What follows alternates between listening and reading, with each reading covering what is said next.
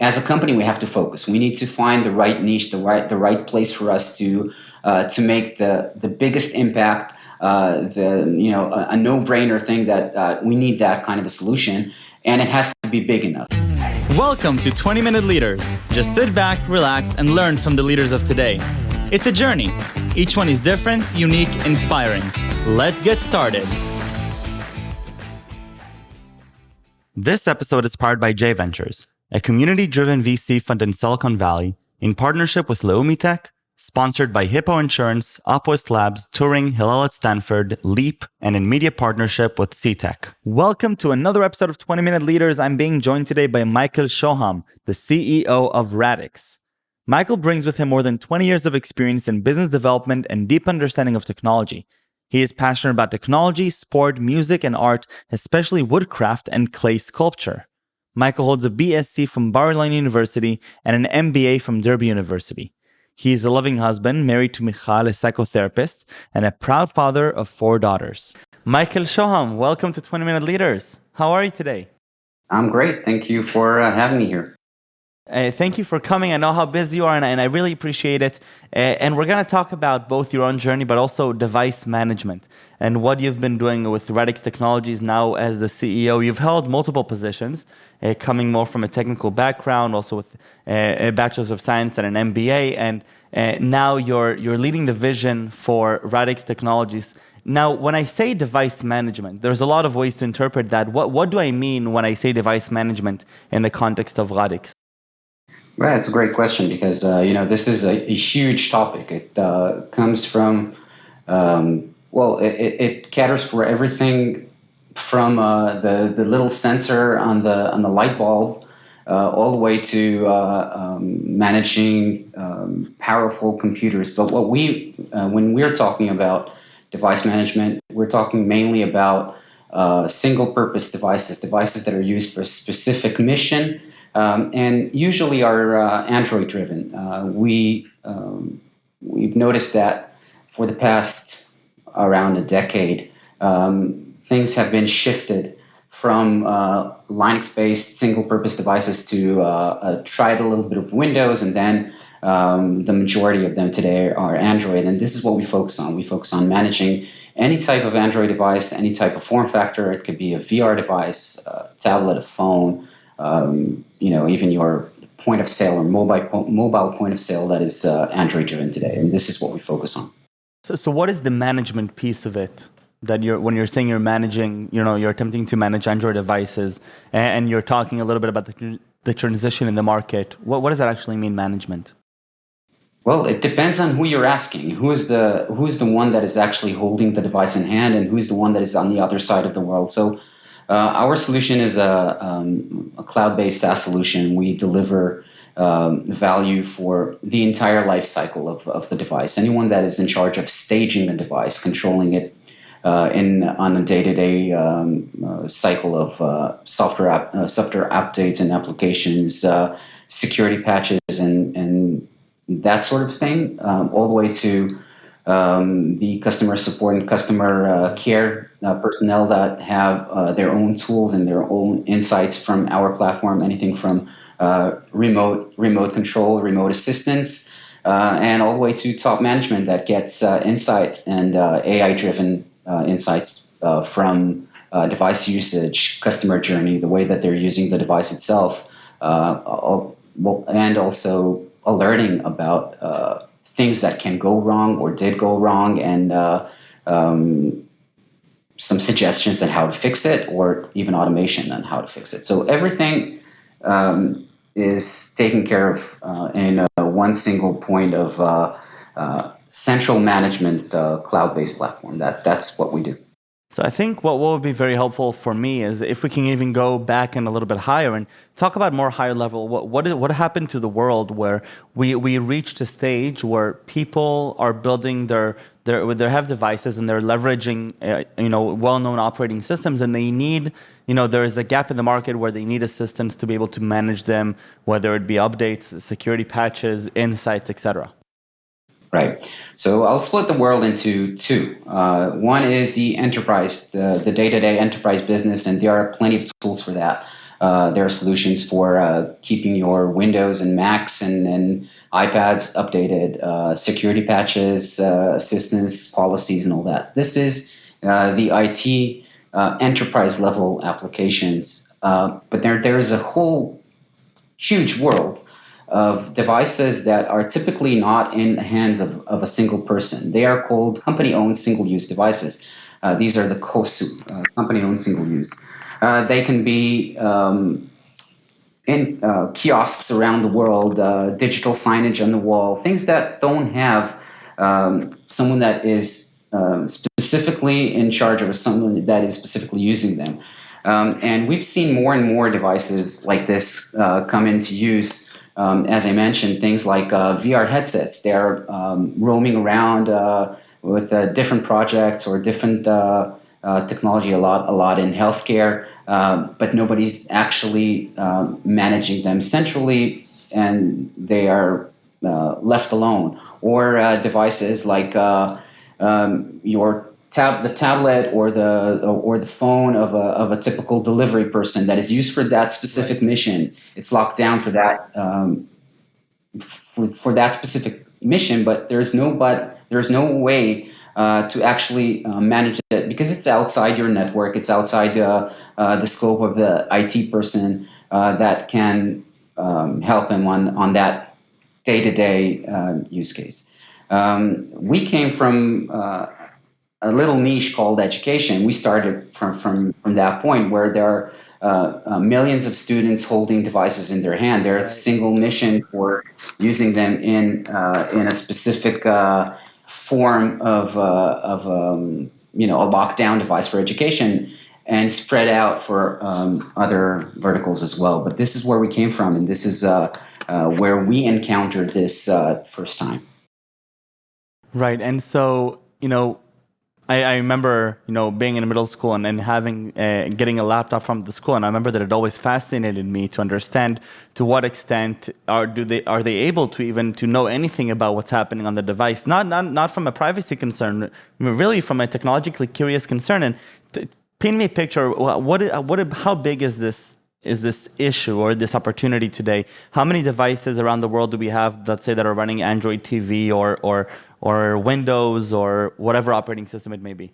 So I don't have the exact number of devices for that are running Windows, but according to researchers, there are going to be about 24 billion smart devices around the world. So these 24 billion devices, wow. Some of them are in enterprises, some of them are home usage, some of them are for personal use, but most of them are company-owned.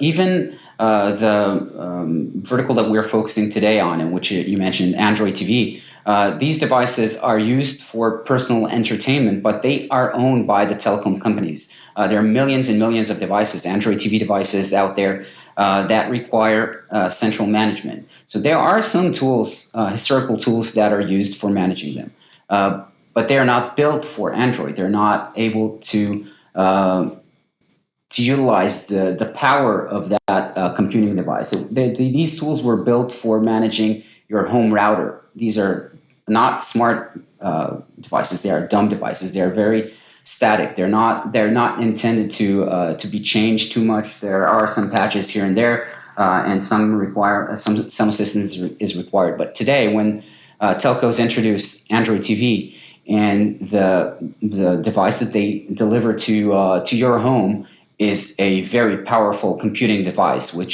that has a lot of capabilities. You can install your own application, sideload application, and whoever is in charge is still the telecom company. So you are actually opening that world and bringing it into your house without anyone taking care of it. And this is what we're bringing along: the ability for the technical support personnel to understand what's happening on your device when you allow them. You said privacy. Privacy is a top concern, but of course, after we pass that, we still need to be able to assist in real time. We still need to be able to get some analytics and understand what's happening on these million devices out there, even if it's completely anonymous. But it's still something that we have and we need to know what's happening, what's going on. So when we're saying device management, it's not your typical remote installation or technical support. It's everything around that specific device.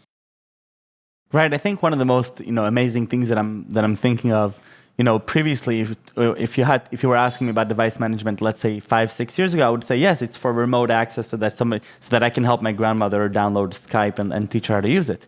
But today, with updates needing to take place, every day there's something else. There's new opportunities. There's new use cases. Let's say you deploy, on 100,000 devices. Now you want to install an application on them, which is complementary to another one that you have, right? I mean, the world is, as software is eating the world, we're seeing a shift where things need to be updated constantly, and it sounds like this is one of the main use cases, right? Right, correct. This is one of the main use cases from a couple of different angles. So if we're talking about Android TV, traditionally the way that these boxes or these set-top boxes were updated is once in a while there was an OTA, over-the-air update, over-the-air firmware update with all the little patches and changes and updates and applications that were that the telecom company decided to update. That could have been once a year, twice a year, something like that. And that was great when we were talking about a satellite receiver or a cable receiver, which is really static. There's nothing really to change.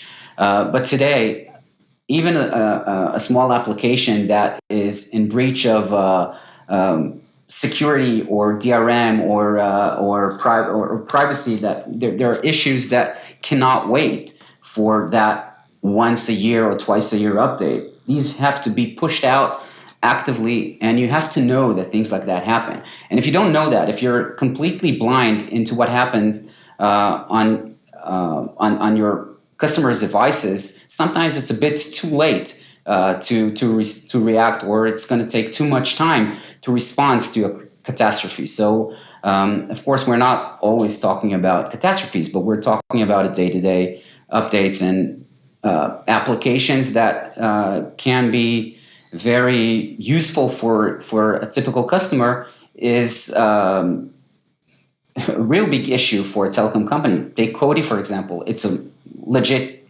application, right? You can use it. You can play movies that you have the rights to play them. You can watch shows or streams that are. But what happens if someone is using it for streaming piracy? Is the telecom company in charge of that? Are they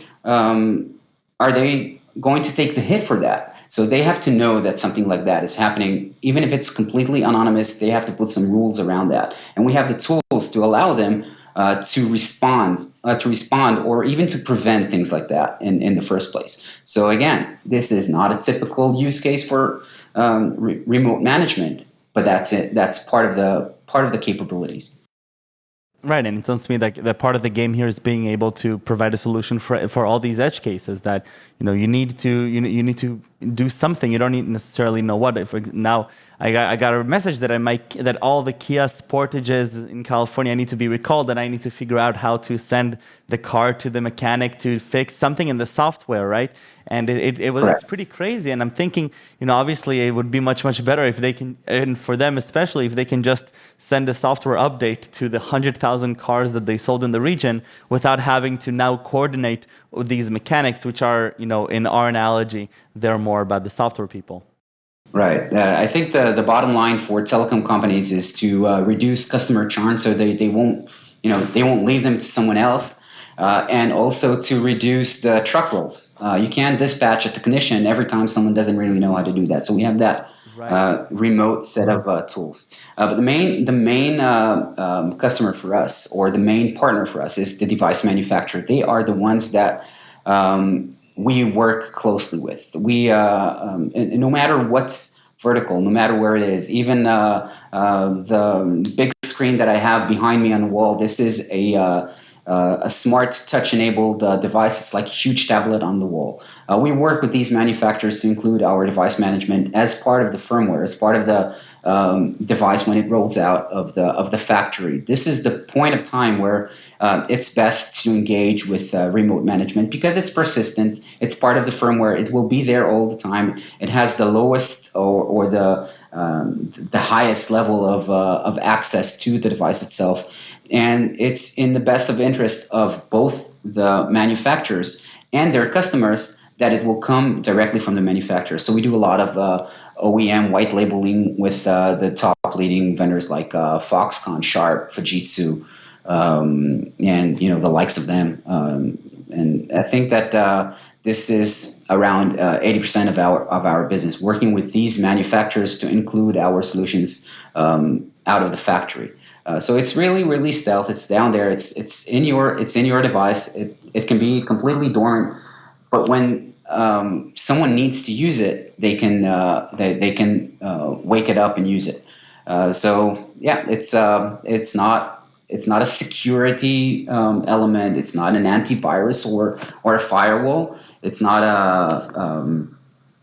it's something that is there, and when you need it, you should know that you as the manufacturer can use it to update these millions of devices that you have out there. Very, very cool. And so tell me a little bit about the vision. You're also focusing on Android TV. I'd love to hear a little bit about that.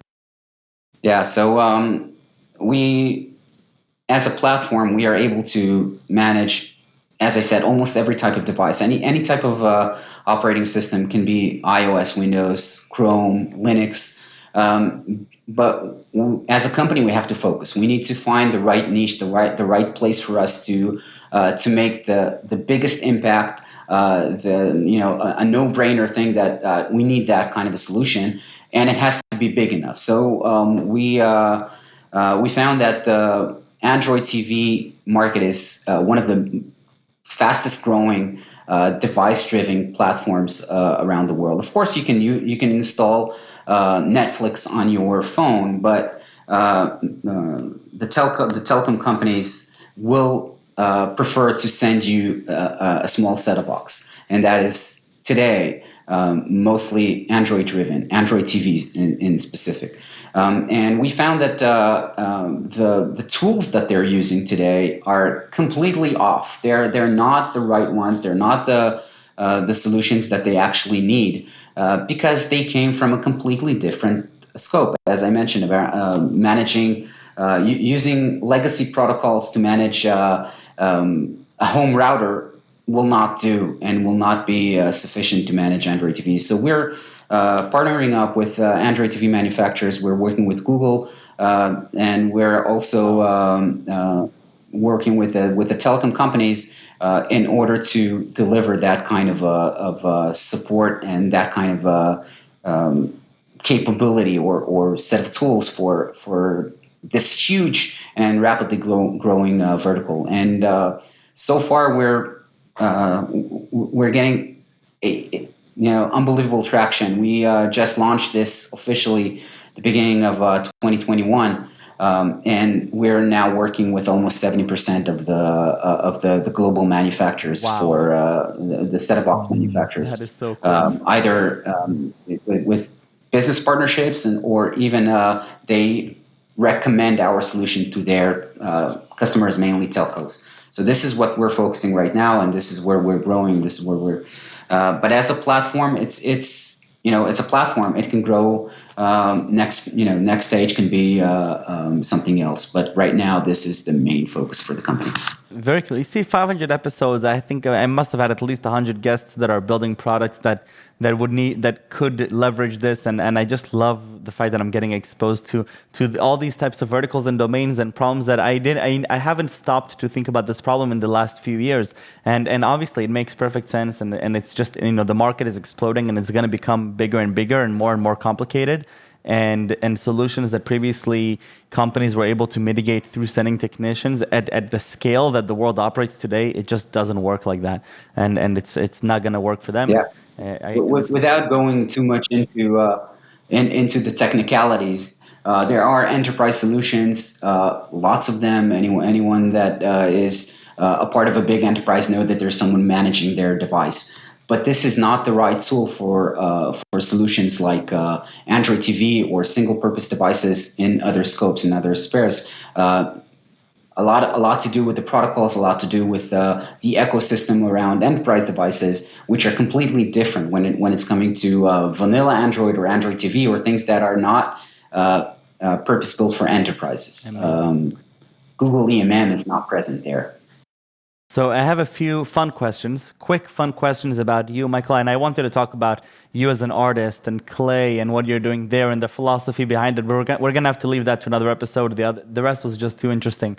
But I have a few questions about you, and I'm going to take you back to your childhood. What fascinated you as a kid? What was your either favorite subject in school, a passion, hobby? So school wasn't really a big thing for me, but what always fascinated me was computers. I started at a very, very small age, and I think I grew into this company from after my bar mitzvah, something like that. This is really a long time. I'm a veteran in this specific company. Of course, we changed and shifted and we did a lot of changes around, but I grew into this company. Amazing. Very, very cool. A role model, somebody that inspires you along the way. So it changed. It used to be Bill Gates. This is a person that anyone that, well, you could have either loved him or hated him. At some point, I really admired what he did. I think that it kind of changed around the past couple of years, but in terms of building a company, building a product, taking something that was already there but making it much bigger, or this is something that I admired. Very, very cool. And 3 words that you would use to describe yourself. Very caring.